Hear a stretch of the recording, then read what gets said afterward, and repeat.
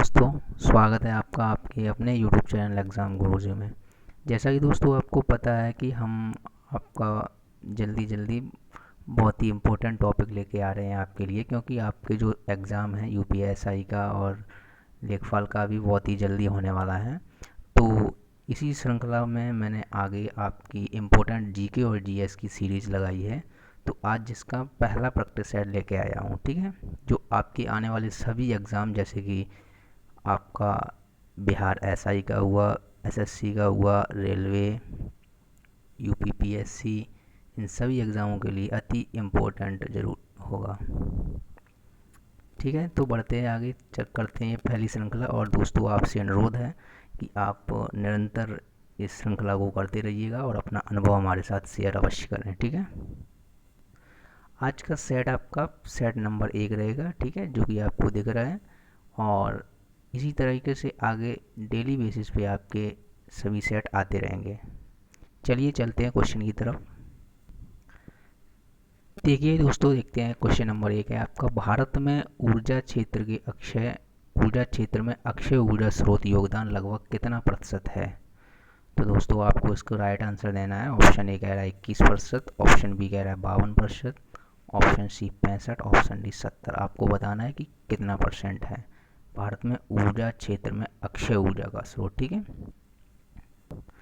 तो दोस्तों इसका राइट आंसर होगा ऑप्शन ए। ठीक है, ऑप्शन ए हो जाएगा आपका 21%।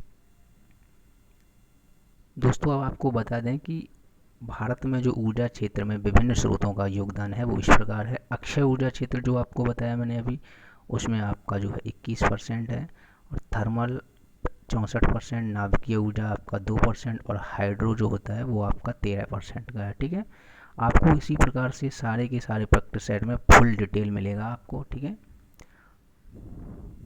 बढ़ते हैं अगले क्वेश्चन की तरफ, देखते हैं। दोस्तों क्वेश्चन नंबर 2 रहने वाला है, चैलेंजर गर्त का संबंध किस महासागर से है। आपको बताना है प्रशांत महासागर, हिंद महासागर, अटलांटिक महासागर, या उपयुक्त में से कोई नहीं। तो दोस्तों इसका जो राइट आंसर हो जाएगा वो हो जाएगा आपका प्रशांत महासागर। ठीक है, जैसे कि आपको बता दें कि चैलेंजर जो गर्त है वो मैरियाना ट्रेंच का सबसे गहरा स्थान है जो प्रशांत महासागर में स्थित है। हाल ही में मैरियाना ट्रेंच तक पहुंचने वाली प्रथम महिला कैथी सुलिवान बनी है। दोस्तों ये बहुत ही इंपॉर्टेंट क्वेश्चन है, कैथी सुलिवान। ठीक है, ये आपको पूरी डिटेल दिखाई गई है, ये प्रशांत महासागर है। ठीक है दोस्तों, क्वेश्चन नंबर 3 की तरफ बढ़ते हैं। बरड़ा तथा मूसी निम्न में से किसकी सहायक नदी है। आपको उत्तर देना है। तो दोस्तों इसका राइट आंसर हो जाएगा आपका कृष्णा नदी। कृष्णा नदी जो दोस्तों है आपका बड़ा, मूसी, कोयना, दूधगंगा आदि कृष्णा की सहायक नदियां हैं। कृष्णा प्रायद्वीप भारत की दूसरी सबसे बड़ी नदी है। दोस्तों अब आपको यहीं पे एक और क्वेश्चन बनता है कि दक्षिण भारत की यानी कि प्रायद्वीपीय भारत की पहली सबसे बड़ी नदी कौन है। तो पहली नदी की बात करते हैं तो उसमें आप आया आपका गोदावरी। ठीक है, गोदावरी आपकी सबसे बड़ी दक्षिण भारत की नदी है, और जिसका उद्गम जो ये कृष्णा नदी है इसका उद्गम महाबलेश्वर से होता है। ठीक है, बढ़ते अगले क्वेश्चन की तरफ। अगला क्वेश्चन नंबर 4 होगा कि ग्रेट सैंडी मरुस्थल किस देश में स्थित है। इसका राइट आंसर होगा दोस्तों आपका ऑस्ट्रेलिया। ऑस्ट्रेलिया इसका राइट आंसर होगा। दोस्तों आपको बता दूं कि ग्रेट सैंडी मरुस्थल ऑस्ट्रेलिया में स्थित है। ऑस्ट्रेलिया में स्थित कुछ प्रमुख मरुस्थल निम्नलिखित हैं, जैसे कि ग्रेट विक्टोरिया, ये भी आपका ऑस्ट्रेलिया में है। तनामी मरुस्थल, ये भी ऑस्ट्रेलिया में। गिब्सन और सिम्पसन मरुस्थल, ये सारे के सारे मरुस्थल आपके ऑस्ट्रेलिया में, और ये ऑस्ट्रेलिया के मैप। ठीक है, ये आपका ऑस्ट्रेलिया महाद्वीप है पूरा। चलिए बढ़ते हैं अगले क्वेश्चन की तरफ। क्वेश्चन नंबर 5, काली मिट्टी का विस्तार भारत के किस राज्य में सर्वाधिक है। आपको बताना है महाराष्ट्र, कर्नाटक, उत्तर प्रदेश या केरल। तो दोस्तों इसका राइट आंसर जो हो जाएगा वो हो जाएगा आपका महाराष्ट्र। ठीक है, दोस्तों आपको ये और बता दें कि महाराष्ट्र में जो काली मिट्टी सर्वाधिक मात्रा में पाई जाती है। ठीक है, और इसके साथ ही साथ आपको बता दें कि काली मिट्टी जो है, काली मिट्टी में सर्वाधिक जो है कपास के उत्पादन के लिए उपयुक्त मानी जाती है। ठीक है, ये है आपका महाराष्ट्र। बढ़ते हैं अगले क्वेश्चन की तरफ। अगला क्वेश्चन है दोस्तों कि भारत का प्रधानमंत्री, आपको आंसर करना है कि क्या होता है, चयनित होता है, निर्वाचित होता है, मनोनीत होता है या फिर नियुक्त होता है। तो दोस्तों ये तो बहुत ही सिंपल क्वेश्चन है, इसका आंसर शायद ही किसी को ना पता हो, क्योंकि जो भारत का प्रधानमंत्री होता है वो आपका नियुक्त किया जाता है, ठीक है, जबकि सांसद होते हैं, सांसदों को निर्वाचित किया जाता है, ठीक है। तो भारत के प्रधानमंत्री अपने पद हेतु नियुक्त किए जाते हैं, इनकी नियुक्ति राष्ट्रपति द्वारा की जाती है, ठीक है। प्रधानमंत्री जो होता है वो मंत्रिपरिषद का प्रमुख होता है।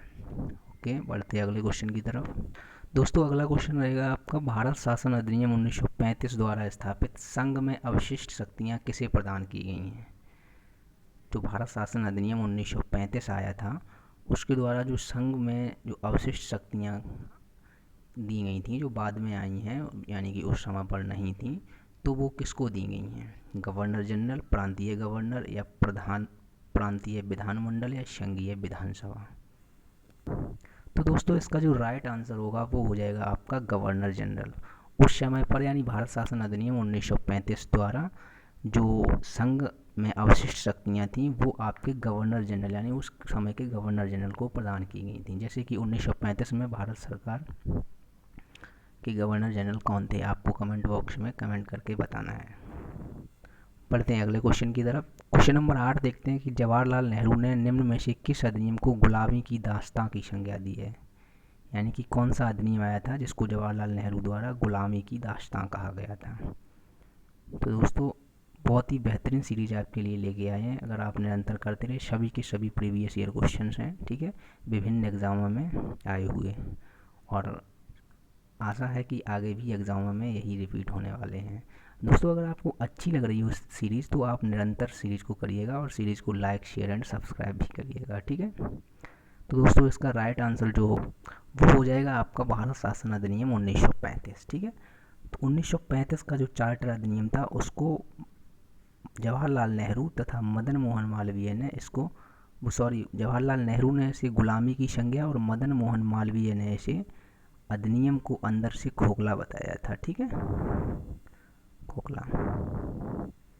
बढ़ते हैं दोस्तों क्वेश्चन नंबर 9 की तरफ। क्वेश्चन नंबर 9 कह रहा है कि संविधान के निर्माण में गठित संविधान सभा का प्रतीक चिन्ह क्या था। जो संविधान का निर्माण हुआ था उस समय संविधान सभा का प्रतीक चिन्ह क्या था।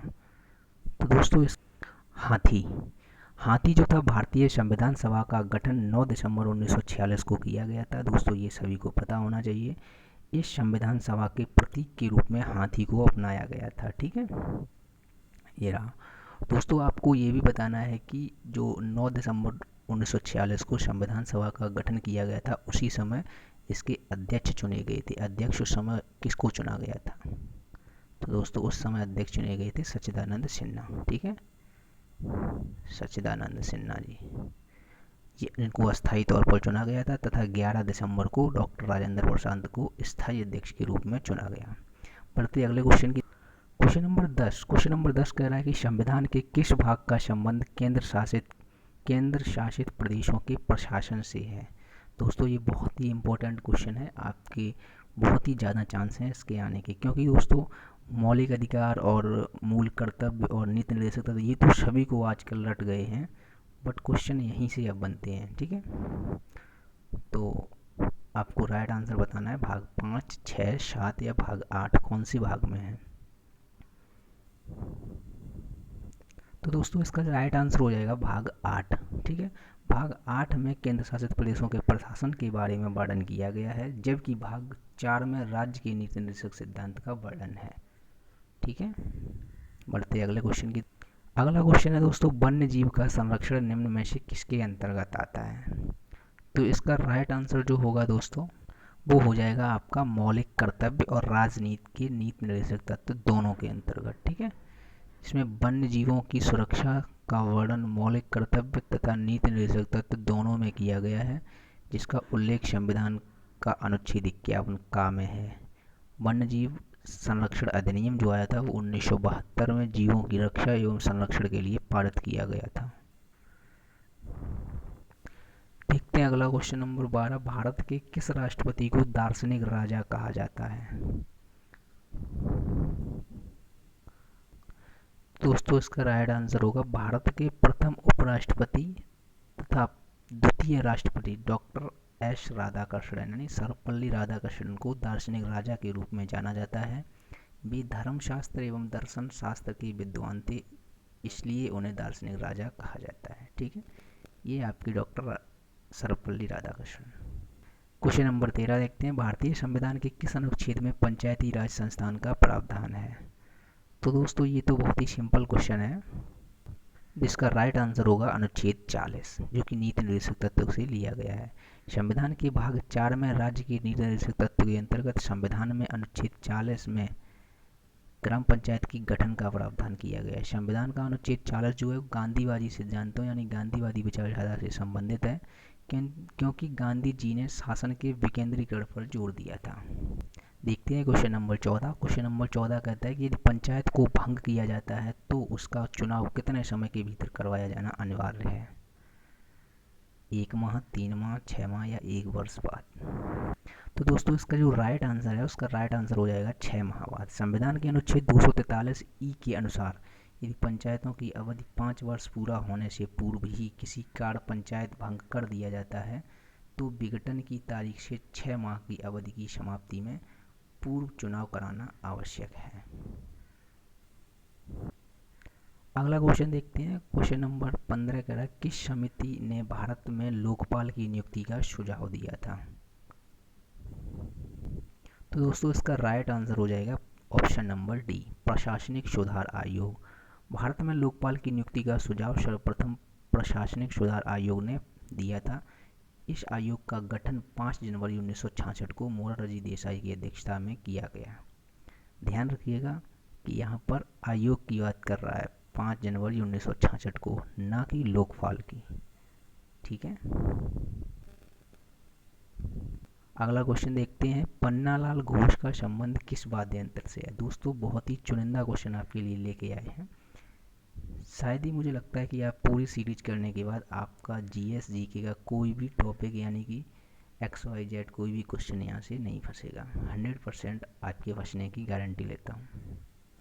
तो दोस्तों इसका जो राइट आंसर हो जाएगा वो हो जाएगा ऑप्शन सी, बांसुरी। पन्नालाल घोष का संबंध जो है बांसुरी वादन से है। इस वाद्य यंत्र से संबंधित प्रमुख व्यक्ति और हैं, कौन कौन से हैं? हरिप्रसाद चौरसिया जो कि बहुत ही प्रसिद्ध हैं बांसुरी वादक, इसके अलावा एन लीला और राजेंद्र प्रसन्न, ये सभी बांसुरी वादक हैं। देखते हैं अगला क्वेश्चन, विश्व रेड क्रॉस डे कब मनाया जाता है?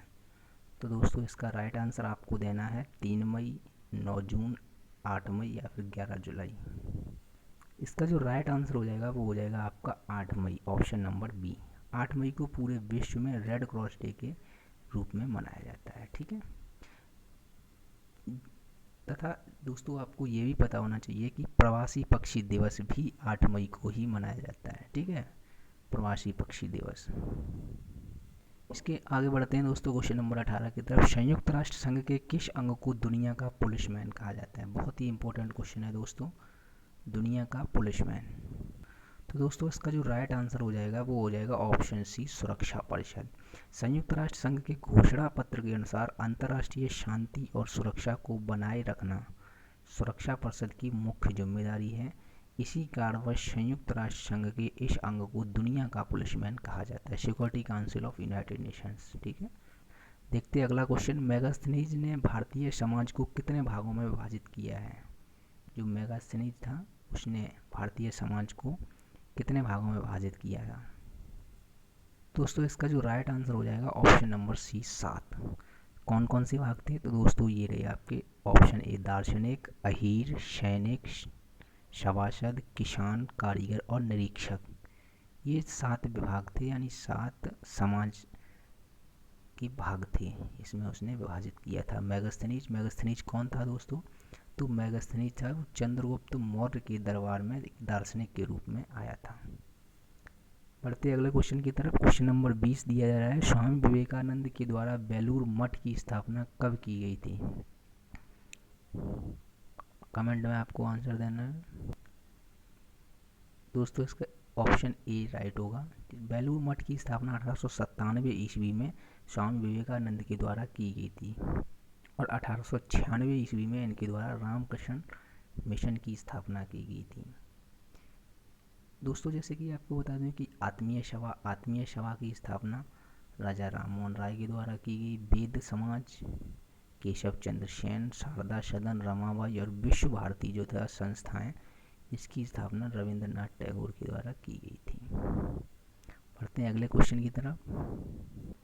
क्वेश्चन नंबर 21 देते हैं, किस गवर्नर जनरल के कार्यकाल के दौरान नेटिव मैरिज एक्ट को पारित किया गया था? Native marriage act.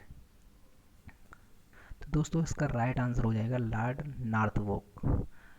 दोस्तों नेटिव मैरिज एक्ट क्या था, अब इसके बारे में जान लीजिएगा कि नेटिव मैरिज एक्ट जो था वो 1872 ईस्वी में पारित किया गया था। भारत का गवर्नर जनरल कौन था? नॉर्थब्रोक था। दोस्तों आपको बता दें और भी कुछ अधिनियम आए थे, जैसे कि शिशुवध का प्रतिबंध लगाया गया था, वो लॉर्ड वेलेस्ली ने लगाया था। सती प्रथा पर प्रतिबंध विलियम बेंटिंक ने लगाया था। सती प्रथा के साथ साथ दोस्तों दास प्रथा पर और दास प्रथा पर भी आपके प्रतिबंध विलियम बेंटिंक ने ही लगाया था। शारदा एक्ट लॉर्ड इरविन के समय पर आया था और दास प्रथा पर प्रतिबंध आपका एलन ब्रो ने भी लगाया था। ठीक है, देखते हैं क्वेश्चन नंबर 22। मैं एक क्रांतिकारी के रूप में कार्य करता हूँ, ये कथन किसका है? तो दोस्तों ये कथन हमारे जाने माने और सभी बच्चों के प्यारे चाचा जवाहरलाल नेहरू जी का है। दोस्तों इन्होंने कहा था कि मैं एक क्रांतिकारी के रूप में कार्य करता हूँ। दोस्तों ये भी बता दूं आपको, नेहरू जी भारत के प्रथम प्रधानमंत्री थे तथा इन्होंने 3 बार क्रमशः 1929, 36, 1900 और 1937 में कांग्रेस अधिवेशन की अध्यक्षता की थी। कब? 1929, 1936 और 1937 में। जवाहर नेहरू को समाजवाद का प्रखर समर्थक माना जाता है। ठीक है, बढ़ते हैं अगले क्वेश्चन की तरफ। विजयनगर साम्राज्य पर शासन करने वाले शासकों का क्रम है। दोस्तों बहुत ही इम्पोर्टेंट क्वेश्चन है आपका, विजयनगर साम्राज्य पर शासन करने वाले शासक। दोस्तों उससे पहले आपको बता दूं कि विजयनगर जो साम्राज्य था, इसकी स्थापना किसके द्वारा की गई थी? इसकी स्थापना हरिहर और बुक्का नामक 2 भाइयों के द्वारा की गई थी। ठीक है, देखते हैं इसका आंसर। तो दोस्तों इसका राइट आंसर हो जाएगा संगम, शोबुल, तुबुल और अराविड, ऑप्शन नंबर बी। दोस्तों इसमें आपको बता दें, देखो विजयनगर साम्राज्य की स्थापना जो थी वो 1336 ईस्वी में हरिहर एवं बुक्का नामक 2 भाइयों ने की थी। इस साम्राज्य पर शासन करने वाले शासकों का क्रम है जो कि आपको बता ही दिया गया है। ठीक है, विजयनगर के शासक जो थे कृष्णदेव राय सर्वाधिक प्रसिद्ध राजा हुए, जिनका संबंध तुलुव वंश से था। ठीक है, देखते हैं क्वेश्चन नंबर 24। निम्नलिखित में से किस मुगल शासक ने हिंदू मंदिरों को तोड़ने का आदेश दिया था? ठीक है दोस्तों, आपको इसका राइट आंसर देना है। तो दोस्तों इसका जो राइट आंसर होगा वो होगा आपका औरंगजेब। ठीक है, औरंगजेब ने सर्वप्रथम हिंदू मंदिरों को तोड़ने का आदेश 1669 ईस्वी में दिया था। औरंगजेब को जिंदा पीर भी कहा जाता है तथा इसके समय शुभों की संख्या सर्वाधिक थी, 20। देखते हैं इस सीरीज का लास्ट क्वेश्चन। ठीक है, निम्नलिखित विद्रोह तथा प्रभावित क्षेत्रों में किसका मिलान सही नहीं है? फकीर विद्रोह बंगाल में हुआ था, अहम विद्रोह असम में हुआ था, चुआर विद्रोह झारखंड या फिर तेभागा विद्रोह बंगाल, इनमें से कौन सा कथन सही नहीं है? तो दोस्तों इसका राइट आंसर हो जाएगा चुआर विद्रोह झारखंड। ठीक है, जैसा कि आपको बता दूं कि फकीर विद्रोह आपके बंगाल में ही हुआ था और अहोम विद्रोह जो था वो असम में हुआ था, तेभागा विद्रोह बंगाल में और चुआर विद्रोह जो था वो आपके बंगाल में हुआ था, चुआर विद्रोह। ठीक है, ना कि झारखंड में। तो यही आपका ऑप्शन ठीक हो जाएगा दोस्तों, क्योंकि वीडियो बहुत लंबा हो जाएगा इसलिए आपके 25 क्वेश्चन ही लेके आए हैं आज। ठीक है, अगले देखते हैं अगली सीरीज में आपके बाकी के क्वेश्चन। 50 क्वेश्चन हर एक वीडियो, आपकी पूरी सीरीज 50 क्वेश्चन की होगी। बचे हुए 25 क्वेश्चन आपकी अगली वीडियो में आपको जल्द ही दिए जाएंगे। तब तक के लिए धन्यवाद। अगर वीडियो पसंद आया हो और आपको लगा कि आपके जो प्रश्न दिए गए हैं बहुत ही उपयोगी हैं, तो आप वीडियो को लाइक शेयर भी कर सकते हैं। चैनल को सब्सक्राइब अवश्य करें। धन्यवाद, मिलते हैं नेक्स्ट वीडियो में।